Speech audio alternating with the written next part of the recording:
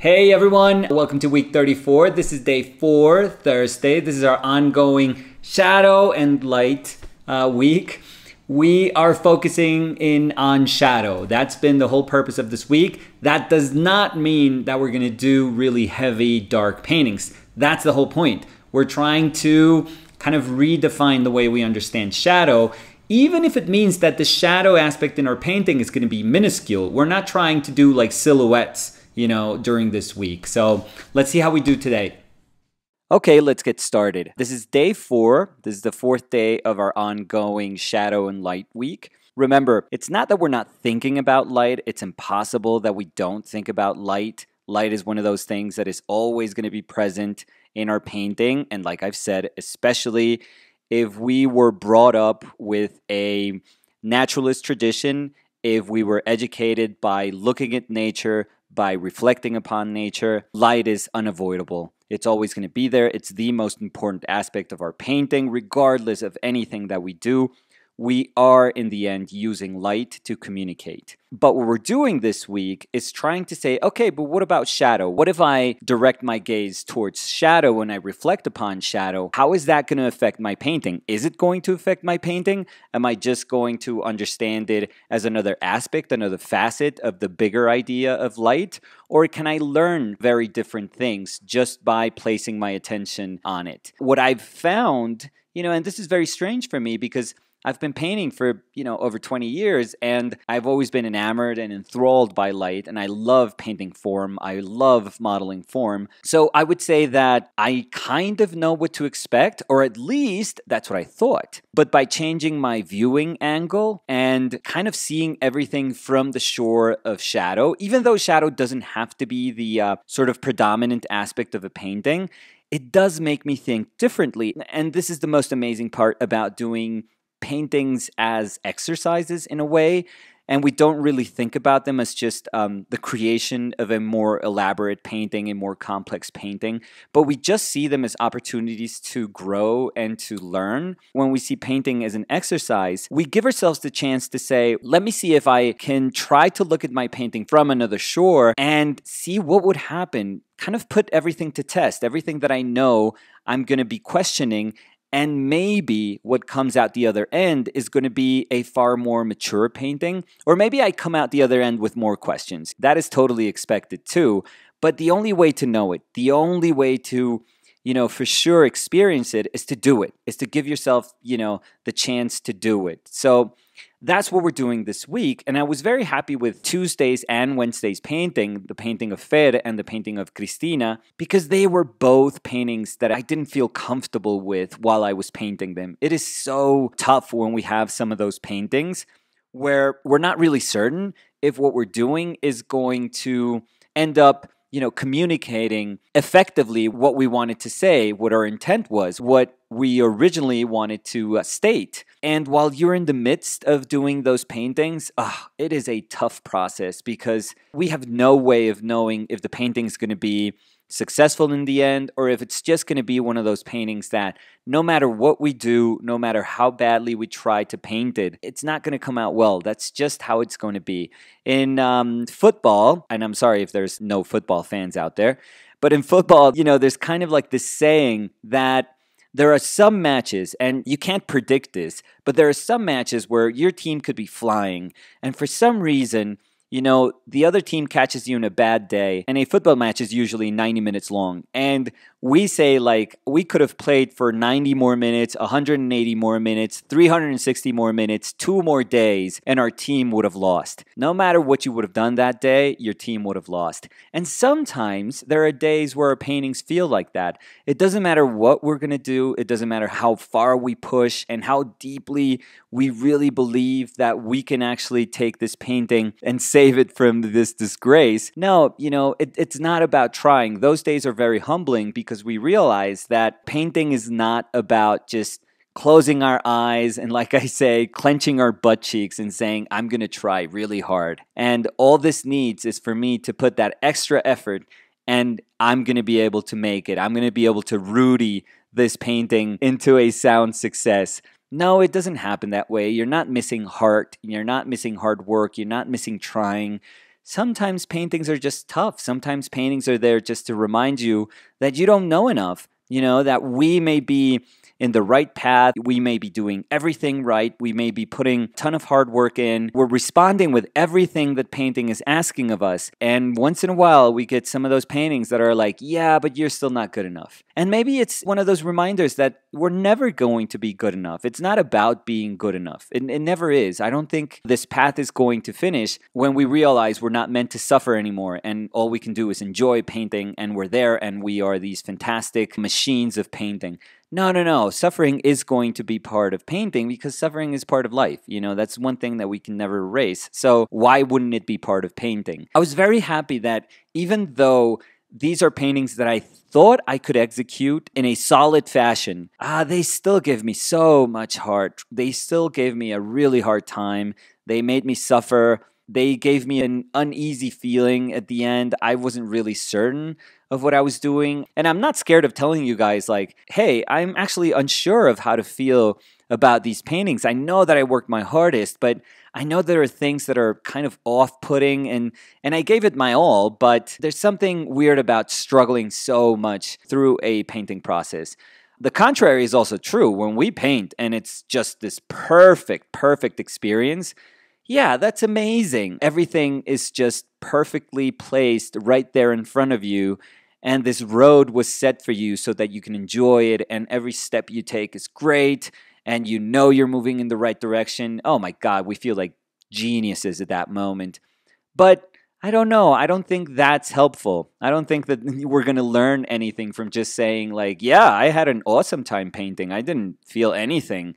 No, sometimes we're meant to go through these really hard times to say, wow, what did I learn from this? Like, what was weird about it? What was strange? What was not common about today's experience? And what can I pick up from that and say, I'm going to try to polish this and I need to work on this so that we can keep growing. So I love that about Tuesdays and Wednesdays painting. Now, today we're going to do something a little bit different, but not so different. And this is a perfect opportunity to speak about influences too. I'm obviously painting my foot, and I've painted, let me see, off the top of my head. I don't know if I'm going to have pictures of this because I actually lost a ton of the files that I had of maybe, 10 years of paintings, maybe 12 years of painting. So I don't have pictures of a ton of stuff that I did in the past. But I think paintings about feet, where actually the feet are the kind of primary focus. I've probably done, if I include my dad's painting, I've probably done maybe 4 or 5 paintings like that. And they obviously, I always get people commenting, in my Instagram like, hey, it reminds me of Menzel's foot. Yeah, of course it does. It's a love letter. It's like one of those things that I'm like, I can't not see Menzel's foot when I look at my feet and I want to paint my feet. It's impossible. It's one of those things that it's like, yep, it's right there. But, and here's the awesome part about this, and here's the tough part about this too, I guess. I remember when I was younger, I loved to draw. I absolutely loved to draw, and I loved my drawing classes. I mean, when I was really young, I used to draw just monsters and all these like fantastical beings, and that was awesome. I wish that would have been my career, to be honest, just doing all these like weird creatures. But anyways, when I went to school and when I started drawing model, I was like, oh my God, this is me. I love the human body. I love the mechanics of her body. I have this insane connection with our human body. And I just love what the body can communicate. I actually adore working from the model from life. And thing is, I was always attracted to specifically the male torso. And if you think about it, it has a history of representation in Western art. There are incredible examples of how powerful, how strong, and how much it can communicate. But I was always attracted to that male torso. And even though there is a history, there's a tradition of it. If you think of the Belvedere torso, and if you think of Michelangelo, if you think of Rodin. But my connection was with Luis Caballero that I've mentioned here before. And Luis Caballero is one of the greatest Colombian artists of all time.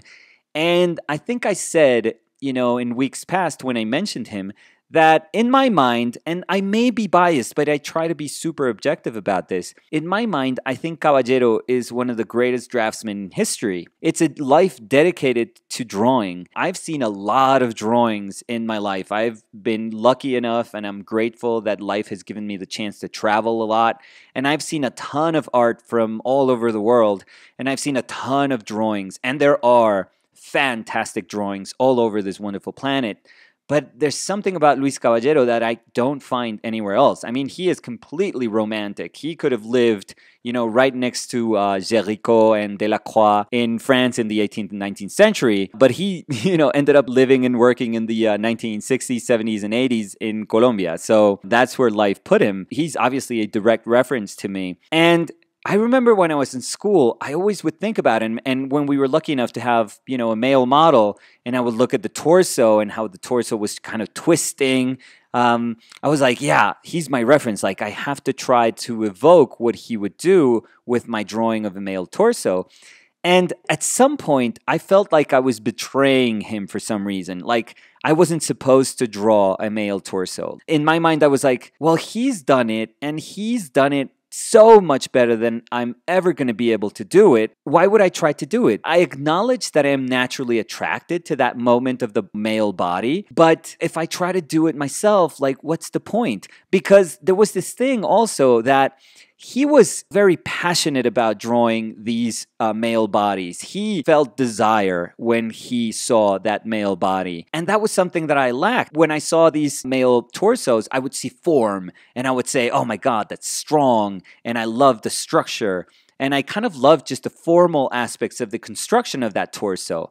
But I lacked the very thing that was driving him to do these amazing drawings, which again was just desire. He felt something for his models when they were in front of him. And I didn't have that. And I kind of told myself, I don't know if I should be drawing torsos. Like, I don't know if it's my place to do them. I don't know if at my best, I could speak about something that hasn't been spoken by Luis Caballero. I thought that even at my best, at my fullest potential, I would never be able to speak about something that he hadn't spoken about and he had done probably far more fluently than I could ever do. So it was always very hard for me because I always wanted to respond to something that I was naturally attracted to and that I was very moved by. But I also acknowledged maybe what's the point? It's already been done, so it doesn't make sense for me to just say something that has already been said far more eloquently. So I think what's happening with my foot today, it's exactly that. It's me just saying, whenever I see my feet, like, I'm never proud of my feet. They're not ugly. I feel that they're just like kind of round and very white, obviously, very, very pale, very, very white. I want to make that clear. So I've never felt like they're cool. I never feel like I could show off my feet. Again, they're not talons. They're not horrible. But, if I'm at a beach, I'm like always like, yeah, they're my feet. There's nothing there. Nothing to look here. Just keep walking. Don't stare, please. But whenever I want to paint them, I feel like, they're pretty cool. Actually, they're pretty awesome. So I would so paint them, which is very, very weird that there's a disconnect between how insecure we could be about a moment of our body socially, but how awesome we feel when we can paint it, when we can speak about it through painting. And I've always felt that I could speak about myself through painting with no problem, but there's tons of moments, in my body, like everyone else feels like in this world, that I totally feel insecure about. So whenever I see my feet, I'm like, oh God, it's Menzel, but it's Luis Caballero all over again. It's like, why do I do this? Like, it doesn't make sense. Come on, dude. Like, don't even try. And this is not me just being like defeatist. This is not me just saying, okay, I accept the loss. I'll take the L on this one. No, I know this and I can say objectively, I'm never going to be the painter or the draftsman that Menzel was. He was one of the most amazing artists in history. I don't expect to be that good because I'm never going to be. That's, plain and simple, super easy. I can accept that very easily. So if I want to paint my foot, I'm never going to do a better job than what he did with his foot. Like, that's insane. His foot is, in my mind, one of the greatest paintings in history. So, come on, I can't compete with one of the greatest paintings in history. So I very quickly, and I'm totally fine with this, I accept this. I accept that defeat. I'm fine with this. But does that mean that I can't paint it? Does that mean that when I look at my feet and I'm like, okay, I'm so ashamed of you in real life, not so ashamed, again, I'm not saying the horrible, but I feel empowered through painting, trying to depict my feet, so I'm going to try to do it, and I feel that I can do something that's super, super expressive, even though I can't be as good as this person that I'm always going to have in my mind. Should I not paint it then? Should I not give myself, the chance to just learn from that experience? And I think that's weird. I think that's a question that, I can't answer for all of you guys. I think that this is a conversation that we have to have with ourselves, and we have to be super honest with ourselves. I mean, this is not the moment where we lie to ourselves, where we are ego driven. No, I think this is a moment where we have to be humble. We have to accept the ability that we have, and we have to say, yeah, what am I going to get out of this experience that I can call my own? Even if it's a painting that will never, ever compete with the painting that I have in mind. And you know what happened? And I thought that was very, very cool. That when I was thinking about this, when I was thinking, should I paint this? Am I being just unoriginal by doing this? In a sense, I don't think that you can claim an image because nothing belongs to us. Like in life, in this universe, in nature, we can't call things our own. We can't just put a flag on the dirt and say, yeah, this is mine. And I'm sure that he didn't do that. I'm sure that Menzel said, I'm going to paint the best foot in history and nobody else will ever be able to paint a foot after me. No, I'm sure that if he's a painter, he would rejoice and he would be so full of happiness if he saw an amazing foot being painted by somebody else. So it's the same thing. Like, I will celebrate any effort that is done in things that I have tried to start that are far better than my efforts. Like, I will always be happy with people that can paint 100,000 times better than me. I always told my students, I want you to be the artist that I could never be. Be so much better than me, and I will always be the first person to root for you and to feel proud of you and to feel like I will be front row celebrating every single achievement that you have, because I think that that's the purpose of life. Like, that is the way you kind of keep things going and you teach people to love what they do. I told myself, can I do this? Should I do this foot? So I started examining Menzel's work, and I found two things that I thought were super nice. It didn't just grant me the right to just paint this foot, but it made me understand that painting is just a link of experiences that spans history. And we are part of this huge chain. And maybe our job is not just to feel that we have to be better or worse. We are just going to be links, equal links in this infinite chain. And just by acknowledging that we are part of this chain is going to feel very empowering. So the first thing I saw was this drawing by Menzel. And by the way, Menzel being one of the most amazing draftsmen also in history, where he drew an unmade bed. And I looked at it and I was like, oh, this drawing is amazing. But obviously, it's reminiscent of Delacroix's unmade bed. I mean, that watercolor, that Delacroix watercolor of the unmade bed, oh my God. Oof. That study is one of the most beautiful watercolors in all of painting history. I'm starting to sound like every single day of every week, I say that is the most beautiful thing in painting history. I get very excited with painting. I love every bit of painting that moves me. So yeah, maybe I'm a little hyperbolic, but it's because I love this. So you know what? That's who I am. But again, that watercolor by Delacroix, gorgeous, absolutely gorgeous. And I can't imagine Menzel not being aware of that watercolor. Maybe he wasn't, maybe he wasn't. And maybe it's a beautiful thing that two people from two different countries in two different times can say, I am moved by this, which actually speaks about presence and absence. So that actually ties it with what we did a couple of weeks ago. So I saw this correlation between Menzel, the artist that I was referencing, and Delacroix, the artist he was hopefully referencing. So I thought, well, maybe we just connect. Maybe it is about just honoring those who came before us. And maybe when we paint or when we draw, that is exactly what we're doing. I mean, we have to be conscious about the fact that we are paying homage to them and we are learning from them. We are celebrating what they did, but we can do it. And then I also saw some of Menzel's studies that he would do. Again, genius draftsman. And I immediately thought about Leyendecker. And I was like, oh my God, I don't know if Leyendecker ever saw some of these Menzel studies, but they actually feel very, very close.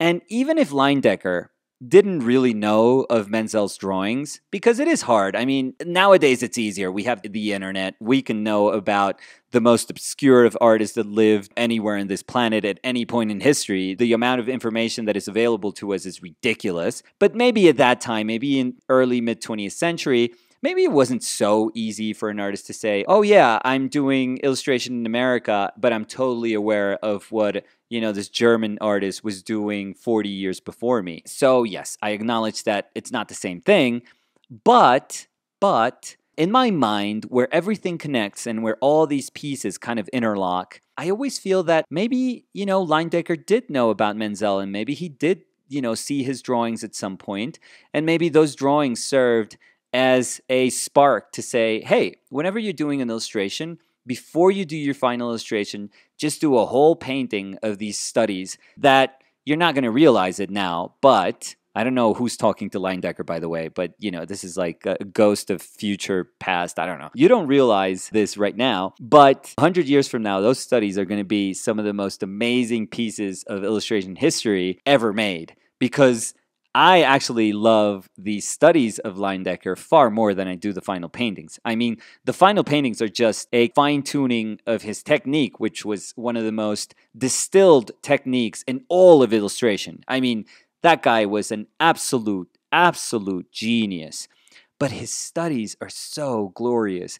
And in my mind, I found a link, a reference to Menzel. So maybe Leyendecker was referencing Menzel, maybe Menzel was referencing Delacroix, and maybe if I do the same subject matter of one of the paintings that I adore the most on this planet, maybe if I paint my foot, I can reference Menzel, but I can make it my own, and I can feel that I can learn from it.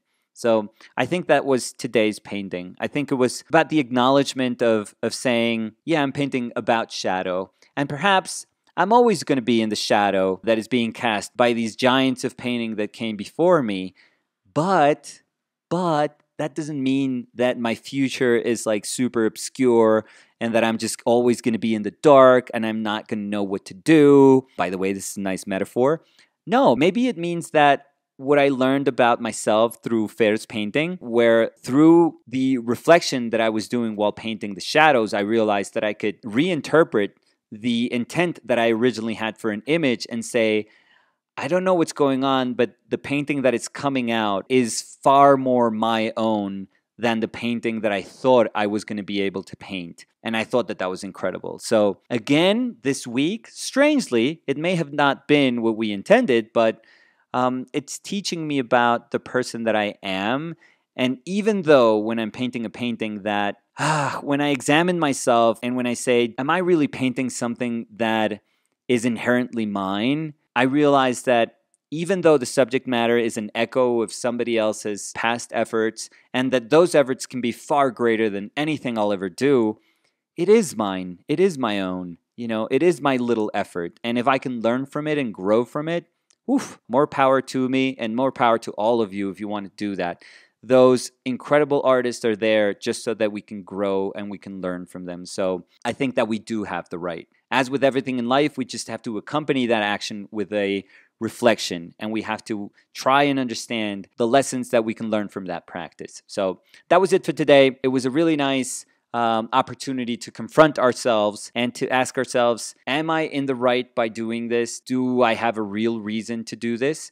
I'll always give the benefit of the doubt to the artist, and I'll always say, yeah, of course you do. Of course you can make anything your own. You know why? Because in the end, nothing belongs to us. So it's only going to be momentarily your own. And the way you're going to make it useful is that if you put your heart into it and you're honest about your effort, that same effort is going to be a stepping stone for somebody else. So that's when we can become a link and actually help the people that will come after us. So that was it for today. I hope I see you guys tomorrow. Thank you. Bye.